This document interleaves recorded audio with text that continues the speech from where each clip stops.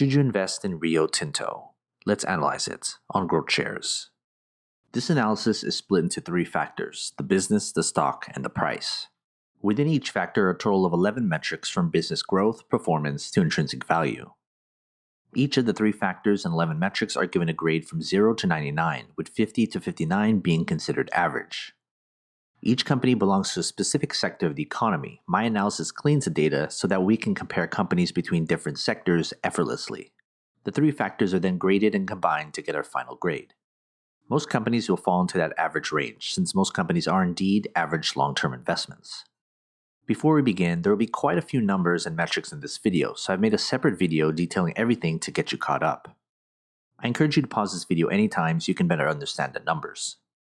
First, let's look at the company's business factor, which accounts for 45% of the analysis. The business is the most important part of this analysis. Everything else should be secondary when it comes to investing long-term. This factor basically asks the questions: do we think this is a good business to own? The business is made up of these 6 metrics, from growth, efficiency, to market dominance. Each are weighted based on importance to this factor. And when we analyze them, we get their metric grades. When we put them together, we get the company's business grade.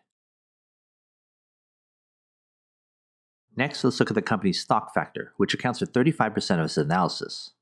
The stock is important because we want to know if investors see value in the same business. We still want a return on our investment.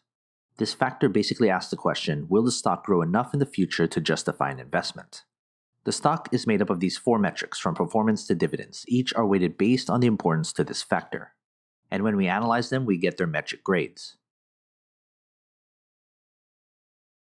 When we put them together, we get the company's stock grade.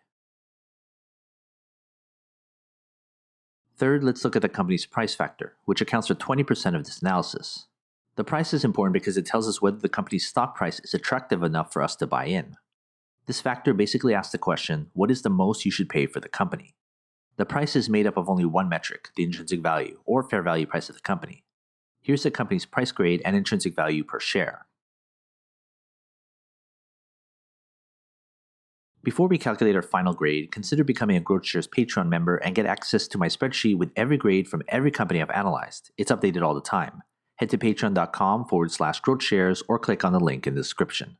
By combining the business, the stock, and the price, we get the overall outlook of the company, which gives us its final grade and its type of investment. This analysis uses public financial data, research, and a proprietary algorithm to come up with this company's grades. But what are your thoughts? Do you agree? Want to talk business? Email me and follow the instructions on the screen. Invest wisely, and as always, take care of your money.